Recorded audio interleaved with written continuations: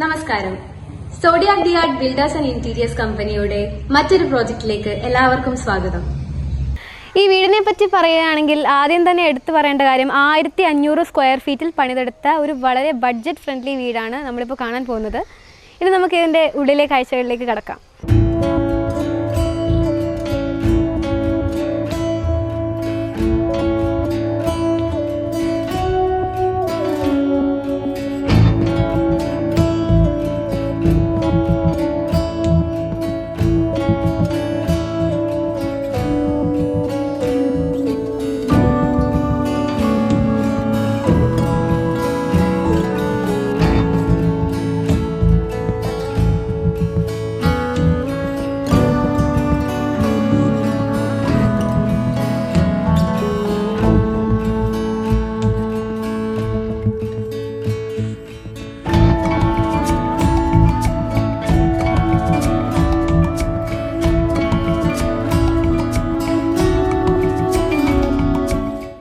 ആദ്യം തന്നെ വീട്ടിലേക്ക് കയറി വരുമ്പോൾ നമ്മളെ ഏറ്റവും കൂടുതൽ അത്ഭുതപ്പെടുത്തുന്ന ഒരു കാഴ്ച എന്ന് പറയുന്നത് ഈ വീടിൻ്റെ പേരും അതിനോട് റിലേറ്റഡ് ആയിട്ടുള്ള ഈ ചിത്രവുമാണ്. പെട്ടെന്ന് കാണുന്നവർക്ക് തോന്നാം ഇതിൻ്റെ സ്റ്റിക്കറാണോ അല്ലെങ്കിൽ ഒട്ടിച്ച് വെച്ചിരിക്കുന്ന എന്തെങ്കിലും ആണോ.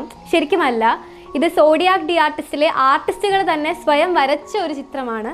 ഇതിൻ്റെ കൂടുതൽ സ്പെസിഫിക്കേഷൻസ് നമുക്ക് ഇവിടുത്തെ മെമ്പേഴ്സ് തന്നെ തരുന്നതായിരിക്കും. അതിനായിട്ട് നമുക്ക് ആദ്യം അവരെ വിളിക്കാം. ഇതാണ് നമ്മുടെ വീടിൻ്റെ ഗൃഹനാഥ. ചേച്ചിയുടെ പേര്? എൻ്റെ പേര് പൂജ. എന്ത് ചെയ്യുന്നു? ഞാൻ ഹൗസ് വൈഫാണ്. ആദ്യം തന്നെ നമ്മൾ വീടിൻ്റെ ഫ്രണ്ടിൽ തന്നെ കണ്ട വീട്ടുപേരും അതോടൊപ്പം ചേർന്ന് വരച്ച അത്രയും മനോഹരമായ പെയിൻറ്റിങ്ങിൻ്റെയും സ്പെസിഫിക്കേഷൻസ് കുറച്ചുകൂടി ഡീറ്റെയിൽ ആയിട്ട് പറഞ്ഞു തരാമോ? ആക്ച്വലി ഞങ്ങൾ ആ നെയിമിലോട്ട് എത്തിച്ചേരാനുള്ള കാരണം നേച്ചറുമായിട്ട് ഇണങ്ങുന്ന ഒരു നെയിം. അങ്ങനെയാണ് ഞങ്ങൾ അവർനെസ്സിലോട്ട് എത്തുന്നത്.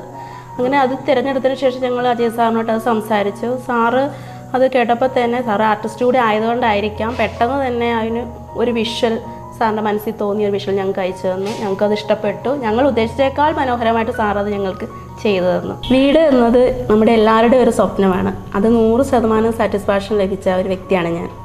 സോഡിയാക്കിലൂടെ എനിക്കത് നേടിയെടുക്കാൻ സാധിച്ചു. നിങ്ങൾക്കും ഇതുപോലെ ഒരു വീട് നിങ്ങളുടെ ഒരു സ്വപ്നം യാഥാർത്ഥ്യമാക്കണമെങ്കിൽ ഞാൻ പ്രിഫർ ചെയ്തത് സോഡിയാക്കിനെ ആയിരിക്കും. വളരെ എഫിഷ്യൻ്റായിട്ടൊരു ടീമാണ് സോഡിയാക് ആർട്ട്. ഈ വീടിനെ പറ്റിയിട്ടും അതുപോലെ തന്നെ സോഡിയാക് ദി ആർട്ട് എന്ന് പറയുന്ന കൺസ്ട്രക്ഷൻ കമ്പനിനെ പറ്റിയിട്ടും ഇത്രയും ഡീറ്റെയിൽസ് ഞങ്ങൾക്ക് പറഞ്ഞു തന്ന ചേച്ചിക്ക് ഒരുപാട് നന്ദിയുണ്ട്.